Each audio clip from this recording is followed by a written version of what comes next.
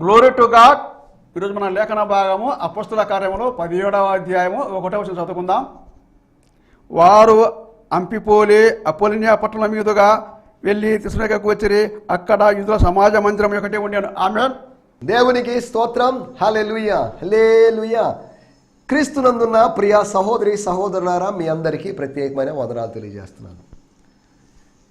ఉద్దేశపూర్వకంగానో లేకపోతే బై మిస్టేక్గా ఈ channel open చేసిన వారికి, టీవీ ఆన్ చేసి ఛానల్స్ మార్చుకుంటూ వెళ్తున్నప్పుడు బై మిస్టేక్ ఒక్క నిమిషం ఈ ఛానల్ దగ్గర ఆగినటువంటి వారందరికీ ప్రత్యేకమైనటువంటి ప్రాతకాల లేకపోతే ఉదయకాల శుభాలు తెలియజేస్తున్నాను. Good morning, have a nice day. చూడండి, కాసేపు చూడండి, దయచేసి రిమోట్ పక్కన పెట్టేసేయండి. కొద్దిసేపు కొన్ని మాటలు విందాం. ఈ మాటలలో మీకు ఏదైనా ఒక మాట మిమ్మల్ని స్ట్రైక్ చేయొచ్చేమో. దట్ వర్డ్, ఆ మాట మీకు ఒక ప్రొఫెటిక్ వర్డ్, రేమా వర్డ్ కావచ్చు. ఆ మాట మీ జీవితాన్ని మార్చవచ్చు. ఆ మాట మిమ్మల్ని ఆలోచింపచేయవచ్చు. ఆ మాట ద్వారా మీరు ఆశీర్వదింపబడవచ్చు. దేవుని స్తోత్రం. రండి, this is your time and this is our time. ఇది మీ సమయం, నా సమయం కనుక ఇది దేవుని సమయం. దేవుడు మనకు అనుగ్రహించినటువంటి సమయం. దేవుడు ఉన్నాడా లేడా అనేటువంటి వాదానికి లేకపోతే ఆ డైలమాకి బైబిల్ ఎటువంటి అవకాశం ఇవ్వలేదు. ఎందుకంటే ఆదియందు దేవుడు భూమి ఆకాశములను సృజించెను అని రాయబడింది. అనగా ఆదికి ముందే ఉన్న వ్యక్తి ఆదిలో చేసిన పనిని గురించి ప్రస్తావించాడంటే, ఆదికి ముందే ఉన్న వ్యక్తి ఆదికి ముందే చనిపోలేదు కానీ, ఆదికి ముందే అంతం అయిపోలేదు కానీ, ఆది నుంచి అంతం వరకు అనగా ఇంచుమించు ఒక 5-6 వేల సంవత్సరాల చరిత్ర గడిచిపోయినప్పటికీ కూడా అపోస్తల కార్యములు ఈ అధ్యాయం అన్ని మనం దాటుకొని ప్రకటన గ్రంథము చివరి వరకు అనగా కొత్త నిబంధనలో బైబిల్లోని 66వ పుస్తకమైనటువంటి ప్రకటన గ్రంథము చివరికి వచ్చినప్పటికి కూడా ఆ వ్యక్తి సజీవుడుగానే ఉన్నాడు. అనగా దేవుడు సజీవుడుగానే ఉన్నాడు. దేవుడు నిర్జీవుడయ్యే అవకాశం లేదు. ఆయన స్వయంభవుడు గనుక ఆయనకి మరణం లేదు. యేసుప్రభు చచ్చిపోయాడని అంటున్నారు కదండి క్రైస్తవులు. అవును, చనిపోయాడు, చనిపోవాల్సి వచ్చింది. మరణము లేదు ఆయనకి, మరణాన్ని జయించాడు. మరణం లేదు కనుక మరణము అనుమతించబడింది కనుక మరణాన్ని జయించాడు. ప్రకటన గ్రంథము 22వ అధ్యాయము 21వ వచనంలో, ప్రభు అయిన యేసు క్రీస్తు కృప పరిశుద్ధులకు తోడై ఉండునుగాక. ఆదియందు దేవుడు భూమి ఆకాశములు కలుగు చేసెను అని అన్నప్పుడు దేవుడు ఒక్కడే ఉన్నాడు. కానీ ప్రభు అయిన యేసు క్రీస్తు కృప పరిశుద్ధులకు తోడై ఉండునుగాక. ఎంతమంది పరిశుద్ధులో చెప్పలేదు, కొన్ని వేల, కొన్ని. అప్పుడు ఆదిలో పరిశుద్ధుడు లేడు. క్రమంగా పరిశుద్ధ గ్రంథము చివరికి వచ్చేసరికి పరిశుద్ధులు తయారవుతారు. పరిశుద్ధ గ్రంథ పఠనం వల్ల, పారాయణం వల్ల, లేకపోతే దీన్ని అన్వయించుకోవడం వల్ల పరిశుద్ధులుగా తయారు చేయబడతారు. దీనిని బూతు పుస్తకం అని అన్ని జనులు అంటే అనొచ్చు. ఇతర మత గ్రంథాల్లో బూతు అనబడినది లేదా? ఉంది, బోల్డ్ బూతు ఉంది. వాటిని వ్యాఖ్యానించుకుంటూ వెళ్తే మనకే వాటిని చదువుతున్నప్పుడే ఎబ్బెట్టుగాను అసహ్యంగా ఉన్నటువంటి వర్ణనలు అవన్నీ ఎక్కడ ఉన్నాయి. ఏ పుస్తకాలు ఎక్కడ ఏంటి అనే మాటలోకి నేను వెళ్ళలేదు. పచ్చకామెర్ల వాడికి లోకమంతా పచ్చగా కనిపిస్తుంది అన్నట్టుగా బూతు భావన మనసులో దాగి ఉన్నవాడికి ప్రతిదీ బూతుగానే కనిపిస్తుంది. వాళ్ళ పుస్తకంలో ఉన్నటువంటి విషయాలను మాత్రం బూతు ఉన్నప్పటికీ కూడా దాన్ని సమర్థించి అవి లీలని చెప్పి దానికి వేరువేరు వ్యాఖ్యానాలు చేస్తున్నారే. అనేటప్పుడు పరిశుద్ధ గ్రంథంలో పరీక్షలకు గురై నిలిచినటువంటి పరిశుద్ధ గ్రంథంలో, అనేకమైన చారిత్రాత్మకమైన ఆధారాలు కలిగినటువంటి గ్రంథంలో, అనేకమైన భాషల్లో తర్జుమా చేయబడి ఎక్కువగా ప్రింటింగ్ అవుతూ ఎక్కువగా అమ్ముడుపోతున్నటువంటి ఈ గ్రంథంలో ప్రస్తావించబడిన విషయాలు, ఇది ఒక ఫిక్షన్ నోవెల్ కాదు, అనగా కల్పితమైనటువంటి ఒక నవల కాదు. This is a non fiction book, అనగా కల్పితము కానటువంటి, జస్ట్ ఏదో పౌరాణిక కథల్లాంటి కథ కాదు ఇది. ఇది just is a human history. మానవుడు రకరకాల పేర్లతో ఉండొచ్చు, వేరు ప్రదేశాల్లో ఉండొచ్చు, కానీ టోటల్ హ్యూమన్ బీయింగ్ యొక్క పరిస్థితి ఏంటి? ఆదిలో దేవుడు మానవుడు కలిసి ఉన్నారు. తర్వాత వాళ్ళ మధ్యలో దూరం పెరిగింది. ఈ దూరం పెరిగిన మానవుణ్ణి దూరంగానే ఉంచకుండా వాడిని దగ్గర చేసుకోవాలనే ప్రయత్నం ద్వారా, శిలువ మరణం ద్వారా ఆయనని దగ్గర చేసుకున్నాడు దేవుడు. ప్రభువైన యేసుక్రీస్తు కృప పరిశుద్ధులకు తోడై ఉంటుంది. పరిశుద్ధులు, దేవుని స్తోత్రం, హల్లెలూయా. అక్కడ క్రైస్తవులనో లేకపోతే క్రైస్తవేత్తరులనో హిందువులనో ముస్లిమ్స్ అని కాదు, పరిశుద్ధులు. కొంతమంది పరిశుద్ధులను ప్రభు యొక్క మాటలు తయారు చేస్తాయి. సరే, దీంట్లోకి వెళ్ళలేదు కానీ నిన్న మనం ఆలోచించిన విషయాలు, నిన్న మనం సమాజ మందిరాల సువార్థీకరణ అనే విషయాన్ని ఆలోచించాం. The evangelism among the synagogues of the first century. మొదటి శతాబ్దపు సమాజ మందిరాల్లో అక్కడ ఉన్నటువంటి దమస్కులోని సమాజ మందిరం, సలమీలో ఉన్నటువంటి సమాజ మందిరం, ఈకోనియాలో ఉన్నటువంటి సమాజ మందిరం, తెసలోనికలో ఉన్నటువంటి సమాజ మందిరం, బెరయలో ఉన్నటువంటి సమాజ మందిరం, ఏథెన్స్లో ఉన్నటువంటి సమాజ మందిరం, కొరింథీలో ఉన్నటువంటి సమాజ మందిరం, అంతేకాకుండా ఎఫెసీలో ఉన్నటువంటి సమాజ మందిరం అని 8 సమాజ మందిరాల గురించి ఆలోచించాం. 8 సమాజ మందిరాల్లో కూడా యూదా బోధకులు వెళ్ళారని కాదు. యూదా బోధకులు వెళ్తారు, వెళ్ళే అవకాశం ఉంది. యూదా బోధకులు అక్కడికి వెళ్ళారంటే పెద్ద గొప్ప విషయం కాదు. యూదా బోధకులు కాకపోయినప్పటికీ, యూదులయ్యుండి యూదా బోధకులు కాకపోయినప్పటికీ కూడా వాళ్ళ మధ్యలోకి వెళ్ళి యూదేతరులుగా మార్చాలని చేసినటువంటి పరిచర్య ప్రయత్నాన్ని మనం గమనించాలి. 8 సమాజ మందిరాల ద్వారా అక్కడ జరిగిన పరిచర్యను బట్టి ఎంతమంది ప్రభువులోకి వచ్చారో నాకైతే తెలియదు. వాళ్ళకి ఖచ్చితంగా నంబర్స్ అవన్నీ ప్రస్తావించబడలేదు. కానీ ఎక్కడైతే క్రైస్తవత్వానికి వ్యతిరేకంగా నిలబడినటువంటి ఆ గ్రూప్, ఎస్టాబ్లిష్ అయినటువంటి ఆ గ్రూప్ని డ్యామేజ్ చేయడానికి మానవ చేతి సహాయము లేకుండా తీయబడిన ఒక రాయి లాంటి రాయి, లేకపోతే రాయి లాంటి ఒక పరిచర్య, కొన్ని భావనలు, ఒక మార్గం, యూదా మతము అనేటువంటి ఒక వ్యవస్థని, రాజరికపు వ్యవస్థ లాంటి ఒక వ్యవస్థ, బంగారు శిరస్సు లాంటి ఆ రిలీజియస్ సిస్టమ్, దాన్ని ఒక న్యూ వే మొత్తాన్ని డెస్ట్రాయ్ చేసింది, డెమాలిష్ చేసింది. కొత్తగా ఏర్పడినటువంటి ఆ వ్యవస్థ ఎప్పుడో అనేక సంవత్సరాలుగా పాతుకోపోయినటువంటి ఆ వ్యవస్థ మీద దాడి చేసి, అనగా ఈ కొత్తగా వచ్చినటువంటి వ్యవస్థ దావీదు లాంటిది, పాతుకుపోయినటువంటి వ్యవస్థ గొల్యాతు లాంటిది. దీని మీదకి దాడి జరిగింది. పాతాళ లోక ద్వారములు దాని ఎదుట, దేవుని సంఘం ఎదుట, నూతనమైన వ్యవస్థ ఎదుట నిలువ నేరము, నిలువ లేదు అని మనం అర్థం చేసుకున్నాం. యూదులు విశ్వసించారు, గ్రీసు దేశస్తులు విశ్వసించారు, యూదుల్లో ఉన్నటువంటి యాజకులు విశ్వాసమునకు లోబడ్డారు. వీటన్నిటిని బట్టి మొదటి శతాబ్దంలో మ్యాక్సిమం బలహీన పడిపోయింది యూదా మతం అని అర్థం చేసుకోవాలి. బయలు మతం బలహీన పడినటువంటి సందర్భాన్ని మనం మొదటి రాజుల గ్రంథంలో మనం చూడొచ్చు. అలాగైతే బయలు మతముతో చేతులు కలిపినటువంటి యూదా మతం యొక్క పునరుద్ధరణ కోసం ప్రభు రాలేదు. ఒక మత పునరుద్ధరణ కోసం రాలేదు. ఆయన మార్గం యొక్క పునరుద్ధరణ, మార్గము సరళము చేయడం. అంతేకాకుండా మానవుణ్ణి మతంలో నుంచి మార్గంలోకి తీసుకొని రావడానికి, ఆయన లోకంలో రావడానికి ఉన్నటువంటి ఉద్దేశం అని మనం గ్రహించాలి. కాబట్టి సమాజ మందిరాల్లో జరిగినటువంటి పరిచర్యను గురించి మనం మాట్లాడుకున్నాం. దమస్కులోని సమాజ మందిరంలో అప్పుడే రక్షించబడినటువంటి పాల్ తన మినిస్ట్రీ నిరూపించుకోవడానికి చేసిన ప్రయత్నాలు మనం చూస్తున్నాం. తర్వాత సలమీలో వాళ్ళు ఫస్ట్ మిషనరీ జర్నీలో అక్కడ ఉన్నటువంటి సమాజ మందిరంలోకి వెళ్ళినట్టుగా, తర్వాత ఈకోనియాలో ఉన్నటువంటి సమాజ మందిరంలో వాళ్ళు తేటగా బోధించారని, దాని ద్వారా అనేకులు విశ్వసించారని, తర్వాత తెస్సలోనికలోని సమాజ మందిరంలో జరిగిన విషయాల గురించి ఈరోజు మనం మాట్లాడుకోబోతున్నాం. అంతేకాకుండా బెరయాలోని పరిశోధన చేసేటువంటి వారు, సీకర్స్, లేకపోతే లేఖన పరిశోధన చేసేవాళ్ళు, లేఖనాలతో పోల్చి చెప్పబడినటువంటి ప్రకటించబడిన మాటలను పోల్చి స్టడీ చేసేటువంటి వాదులు వాళ్ళు అధ్యయనం చేసేటువంటి అధ్యయనం వాళ్ళకి ఇంపార్టెంట్. అటువంటి వాళ్ళ మధ్యలో జరిగిన విషయం, వాళ్ళు విశ్వాసులు కావడం.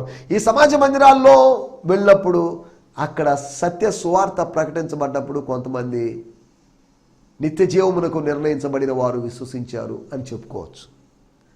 తర్వాత ఏథెన్స్లోని సమాజ మందిరంలో ఏం జరిగిందో పెద్దగా చెప్పబడలేదు, కానీ ఏథెన్స్లో అంత పెద్ద రెస్పాన్స్ వచ్చినట్టుగా మనం చూడలేము. తర్వాత కొరింథీలోని సమాజ మందిరంలో, కొరింథీ పట్టణము యొక్క పరిస్థితి మనకు తెలిసిందే, కానీ అక్కడ ప్రభు వాక్యము ప్రబలమైంది. 3 వారాలు ఆయన తెస్సలోనికలో ఉండి పరిచయం చేశాడు, దానివల్ల సక్సెస్ అయ్యాడు, ఒక సంఘ స్థాపన జరిగింది. కానీ 6 నెలలు అనగా 18 నెలలు కొరింథీలో ఉండాల్సి వచ్చింది చర్చ్ యొక్క ఎస్టాబ్లిష్మెంట్ కొరకు అని మనం లేఖనాల్లో ముందు అధ్యాయాల్లో అర్థం చేసుకోవచ్చు. తర్వాత ఏపీసీలోని ఆ మినిస్ట్రీ, ఏపీసీలో సమాజ మందిరంలో అలెగ్జాండర్ వాడైనటువంటి అపోలో అనేటువంటి ఆయన, తర్వాత పాల్ అక్కడ మినిస్ట్రీ చేసినట్టుగా మనం చూస్తున్నాం. ఈ విషయాలన్నీ నిన్న మనం ఆలోచించడానికి ప్రభు సాయం చేశాడు. 8 సమాజ మందిరాల్లో జరిగినటువంటి పరిచర్య, 8 కాదు, ఇంకా ఇతర పరిచర్య జరిగినటువంటి మరి ఇతర సమాజ మందిరాల ప్రస్తావన తీసుకుని రాబడలేదు. సమాజ మందిరాల్లో ఇక వేరే మతానికి అవకాశం లేదు, అనుమతించే అవకాశం లేదు. అటువంటి అవకాశం లేని చోట కూడా ద్వారం తెరవబడి మూయబడినట్లు ఉన్నట్టు పరిస్థితుల మధ్యలో కూడా దేవుడు తన కార్యాలు జరిగించాడనే విషయాన్ని మనం అర్థం చేసుకోవాలి. దేవుని స్తోత్రం. ఈ సమయంలో రండి మనము దేవుని వాక్యాన్ని ధ్యానించుకుందాం. దానికి ముందుగా చిన్న ప్రార్థన చేసుకుందాం. ఎప్పుడు ప్రార్థన చేసినా దయచేసి ఏకీభవించండి. ఏకీభవించమన్నానికి గుర్తుగా చివరిన ఆమెనని మీరు పలకాల్సిందిగా కోరుతున్నాం. మధ్యలో స్తోత్రం స్తోత్రం అని చెప్పి హల్లెలూయా హల్లెలూయా అంటూ మీరు ప్రార్థనలో ఏకీభవించవచ్చు. ప్రార్థనలో ఏకీభవించాలి. ఏదో ప్రార్థన వినకూడదు, ప్రార్థన వినడానికి కాదు, ప్రార్థన వినేది దేవుడు, ప్రార్థన వినాల్సింది దేవుడు. ఒకరు ప్రార్థన చేస్తున్నాం, నేను ప్రార్థన వినాల్సిన అవసరం లేదు. ఎంత తీగా ఉందో, ఇన్ని కొటేషన్స్ ఉన్నాయని దాన్ని నాకు అవసరం లేదు.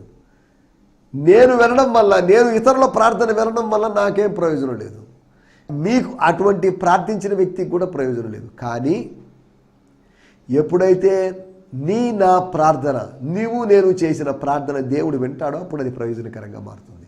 మనుషులకు వినబడాలని కనబడాలని కాకుండా దేవుడు మాత్రమే వినాలని, దేవుడు మాత్రమే చూడాలనే ఉద్దేశంతో కానీ మనం ప్రార్థన చేస్తే మన ప్రార్థనకు అద్భుతమైన జవాబులు వస్తాయన్నలో ఎటువంటి సందేహం లేదు. చిన్న ప్రార్థన చేసుకుందాం. పరిశుద్ధమైన దేవా, మాకు ఇచ్చిన మంచి దినము కొరకై నీకు వందనాలు. ఈ సమయంలో ప్రార్థన చేయమని కోరిన వారు ఉన్నారు, వారందరి కొరకు మేము ప్రత్యేకంగా ప్రార్థన చేస్తున్నాం. తండ్రి, మీకు వందనాలు చెల్లిస్తున్నాం.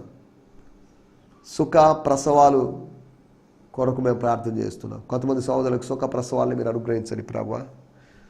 ముత్తుకూరుకి చెందినటువంటి సహోదరి మౌనిక కొరకు ప్రార్థన చేస్తున్నాం. బిడ్డ జీవితంలో మీ కార్యము జరిగించండి తండ్రి.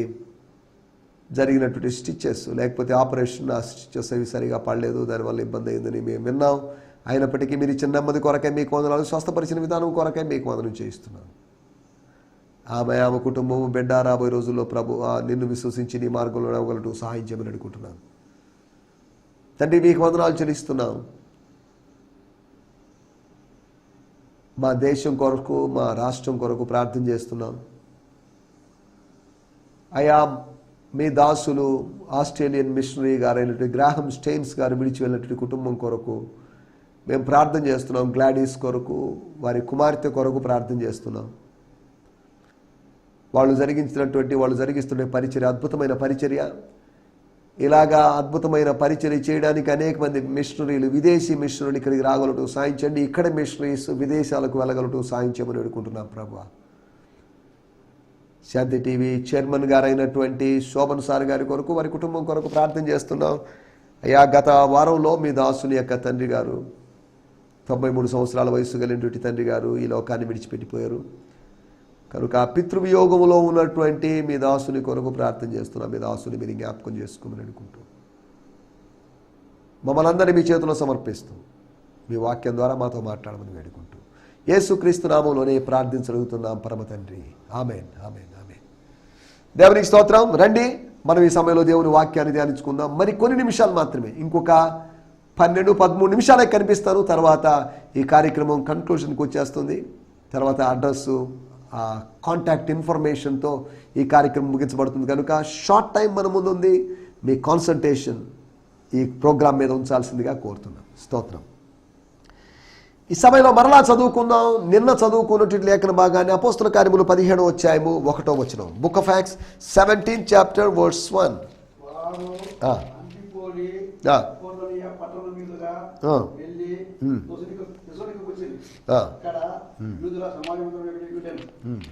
దేవుని స్తోత్రం. హల్లెలూయా. స్తోత్రం. 17వ అధ్యాయము 1వ వచనం. After passing through the cities of Amphipolis and Apollonia. Philippi పట్టణములో జరిగినట్లుగా ఏమైనా జరుగుతుందేమో, ఫిలిప్పీ పట్టణములో జరిగినట్టు డోర్ క్లోజ్ అవుతుందేమో, జస్ట్ ఊటేట ప్రేయర్ వాక్ చేసినట్టుగా ఆ పట్టణాల మీదుగా వెళ్దాం, చూద్దాం పరిస్థితులు ఎలా ఉన్నాయో. If it is possible we will enter or interfere అన్నట్టుగా వివరించారు. కానీ ఎక్కడ పాజిటివ్ సైన్ ఏం దొరకలేదు వాళ్ళకి. అందుకని Paul and Silas arrived at Thessalonica. వారు అని రాయబడింది. పాల్ అండ్ సైలస్ అని, పౌలు మరియు సీలా అని ఇక్కడ ఇంగ్లీష్ తర్జుమా ఉంది. As they customarily did, they went to the synagogue to speak to Jews from the Torah scrolls. Torah చుట్టల్లోంచి అనగా ధర్మశాస్త్రపు చుట్టల్లో నుంచి, వేరువేరు చుట్టల్లో నుంచి అనగా పాత నిబంధన చుట్టల్లో నుంచి. ఆ రోజుల్లో ఇలాగా బైబిల్ అందుబాటులో లేకపోయి ఉండొచ్చు. ఓల్డ్ టెస్టిమెంట్ అనేటువంటి ఒక బుక్ సపరేట్గా బుక్ రూపంలో లేకపోవచ్చు. దానివల్ల వేరే స్క్రోల్స్ ఉన్నాయి కనుక ఈ స్క్రోల్స్ తీసి చదివేవాళ్ళు. గ్రంథపు చుట్టలో నా గురించి చెప్పబడిన ప్రకారము అనే మాటను మనం యేసు ఉపయోగించినట్టుగా చూస్తున్నాం. థెసలోనికకు వచ్చిరి. అక్కడ యూదుల సమాజ మందిరం ఒకటి ఉండెను. ఎప్పటి నుంచో ఉన్నట్టుగా మనం అర్థం చేసుకోవచ్చు. వీళ్ళు వచ్చిన తర్వాత సమాజ మందిరం కట్టారని కాదు, వీళ్ళు రావడానికి ముందుగానే అక్కడ సమాజ మందిరాన్ని పెట్టాడు. సమాజ మందిరము పెట్టిన తర్వాత పెట్టినప్పటికీ కూడా పౌలు లేకపోతే శీల లాంటి వాడు వస్తారని ఏమాత్రం ఊహించలేదు. ఇశ్రాయేలు ప్రజలు రావడానికి ముందుగానే అనేక సంవత్సరాలుగా అక్కడ మారాను దేవుడు ఉంచి పెట్టాడు, ఈత చెట్లు ఉంచి పెట్టాడు. అక్కడ అన్ని వాళ్ళ ప్రయాణంలో వాళ్ళని సేద తీర్చడానికి, వాళ్ళకి ఆహారంగా మారడానికి వాళ్ళకి అన్ని అరేంజ్మెంట్స్ దేవుడు న్యాచురల్గా చేసి పెట్టాడు. దేవుని స్తోత్రం. వాళ్ళు ఉండబోయేది అరణ్యంలో 40 సంవత్సరాలు. ఈ 40 సంవత్సరాలు అరణ్యంలో ఉంటే ఒక్కో సంవత్సరానికి అరణ్యంలో ఉండడాన్ని బట్టి ఒక 1000 మంది 2000 మంది చనిపోయినా కానీ ఈ 40 సంవత్సరాలకి ఎంతమంది చచ్చిపోతారో ఊహించూడండి. అనగా అనేక మంది చనిపోయే అవకాశం ఉంది. కానీ పగలు ఎండ దెబ్బ తగలకుండా, రాత్రి వెన్నెల దెబ్బ తగలకుండా కాపాడడానికి సిద్ధంగా ఉన్న దేవుడు, కునుకొడు నిద్రపోడు అని చెప్పబడిన దేవుడు, కునుకు లేని దేవుడు, నిద్రపోని దేవుడు. కారణం ఏంటంటే శరీరానికి అతీతుడైన వాడు కనుక, శరీరం ఉంది కనుక నాకు నిద్ర కావాలి, నిద్ర రాబోతుంది కనుక నేను కునుకు తీస్తాను. కానీ కునుకు లేని దేవుడు, నిద్రపోని దేవుడు. దేవుని స్తోత్రం. హల్లెలూయా. ఇటువంటి దేవుణ్ణి మనం సేవిస్తున్నాం. అనగా మనలాగా అలసిపోయే దేవుడు కాదు ఆయన. ఆయన ఎన్నిటికీ అలసిపోయేవాడు కాదు. ఆయన నిత్యుడగు దేవుడు అని రాయబడింది. నిత్యుడగు తండ్రి అని రాయబడింది. నిత్యుడగు కుమారుడు కాదు, నిత్యుడగు తండ్రి. దేవుని స్తోత్రం. హల్లెలూయా. అక్కడ యూదుల సమాజ మందిరం ఒకటి కనబడెను. అందుకని ఆగారు వాళ్ళు. గనుక అందుచేత ఆ మందిరం అక్కడ ఉండడాన్ని బట్టి, అక్కడ ఎవరో తెలిసిన వాళ్ళు ఉన్నారు కాబట్టి అని కాదు, పౌలు లేదా శీల తమ వాడుక చొప్పున సమాజ మందిరపు వారి వద్దకు వెళ్ళి, ఎవరు మీరు, మేమెవరు ఏంటండి, ఎంక్వైరీ చేస్తే తెలుస్తుంది. ఇప్పట్లాగా ఫాస్ట్గా ఎంక్వైరీ చేసే అవకాశం లేదు. ఓకే, మీరు యూదులే, మీరు మాలాగా యూదులే కదా, కాబట్టి రండి. If you want to say something you can say, sure, no problem అన్నట్టుగా వాళ్ళు వ్యవహరించారు. ఎవరి స్తోత్రం. మనం ఆలోచిస్తున్న విషయం. అనగా అంపిపోలి, అపోలోనియా అనేటువంటి ప్రదేశాల్లో డోర్స్ వాళ్ళకి ఓపెన్ కాలేదు. తెసలోనికలో వాళ్ళకి డోర్ ఓపెన్ అయింది. తెసలోనికలో సమాజ మందిరాన్ని బట్టి డోర్ ఓపెన్ అయింది. ద్వారము తెరవబడితే ఏం జరుగుతుంది? అది మన టైటిల్, ద్వారం తెరవబడితే. If the door is open then what would happen? ఏం జరుగుతుంది? ద్వారం తెరవబడితే ఏం జరుగుతుంది? ఏం జరుగుతుందా? ద్వారం తెరవబడింది దేనికంటే ఏదో జరగాలి అనే ఉద్దేశంతో, ఏదో దేవుడు జరిగించాలనే ఉద్దేశం దాన్ని తెరిచాడు.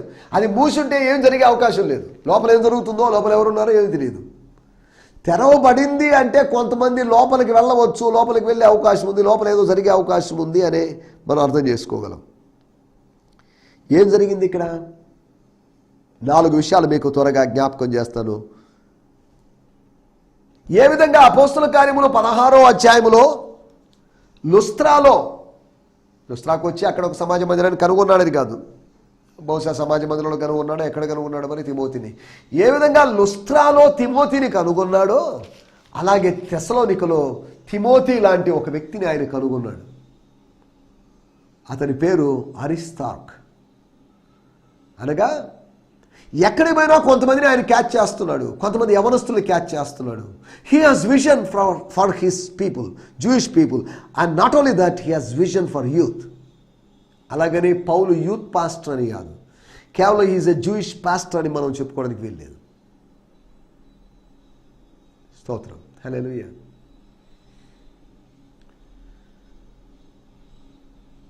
ఇక్కడ మనం చూస్తున్నట్టు విషయం, తిమోతీలు లేవాలి, అనగా సెకండ్ జనరేషన్ లీడర్స్ లేవాలి. తాను సెకండ్ మిషనరీ జర్నీ చేస్తున్నాడు, థర్డ్ మిషనరీ జర్నీ చేయకపోవచ్చు, చేశాడు, దేవుని స్తోత్రం. ఫోర్త్ మిషనరీ జర్నీ చేసే అవకాశం లేదు. తర్వాత సెకండ్ సెంచురీలోనైనా 2వ శతాబ్దంలోనైనా ఈ పరిచర్యను కొనసాగించాలి అంటే ఎవరో ఒకరు పౌలు స్థానంలో పౌలు లేని లోటు తీరుస్తూ ఎవరో ఒకరు మిషనరీ జర్నీ చేయాలి. నేను ప్రభు కృపను బట్టి అప్పుడప్పుడు మిషనరీ జర్నీలు చేస్తుంటాను. నేను మిషనరీ జర్నీ చేసేవాళ్ళు బోల్డ్ మంది ఉన్నారు. పాస్టర్లు కావచ్చు, అపోస్తులు కావచ్చు, ఎవరైనా మిషనరీ జర్నీ చేయొచ్చు. అనగా స్వార్థ ప్రకటిస్తూ వెళ్ళి మళ్ళీ తిరిగి రావచ్చు అటువంటి అనుభవమే. అపోస్తుల కార్యములు 20వ అధ్యాయము 4వ వచనంలో మనం గమనిస్తే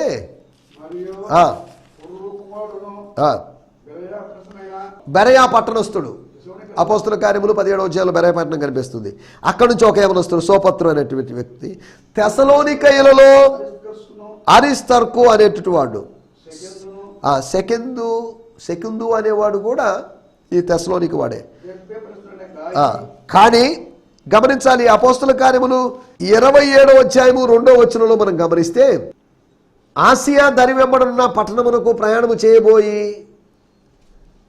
అద్రముత్తియా పట్టణపు ఓడనెక్కి మేము బయలుదేరితిమి. మాసిదోనీయుడును తెసలోనిక పట్టణస్థుడైన అరిస్తార్కు మాతో కూడా ఉండెను.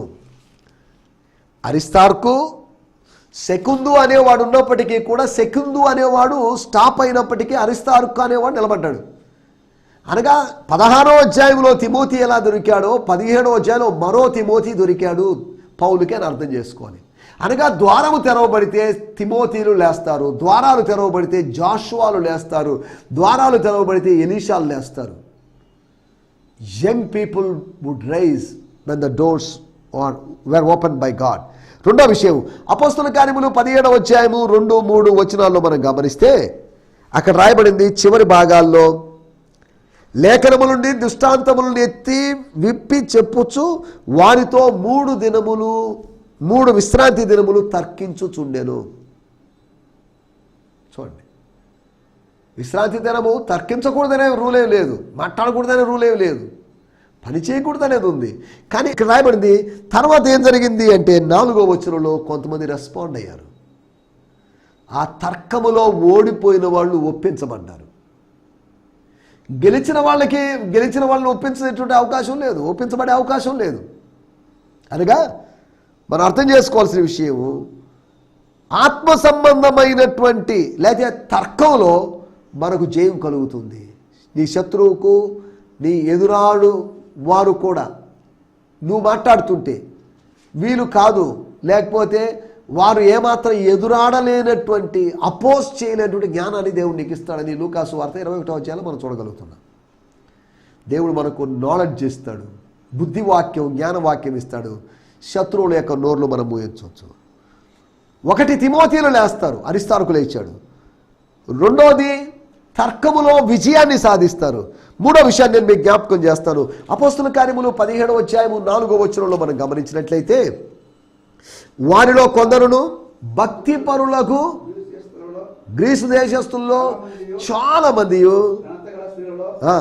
ఘనత కలిగినటువంటి నోబుల్ ఉమెన్లో అనేకులు ఒప్పుకొని పౌలుతోనూ శీలతోనూ కలుసుకుండ్రి. అనేకులు ఒప్పుకొని, అనేకులు ఎవరోళ్ళు? ఘనత గల స్త్రీలలో అనేకులు.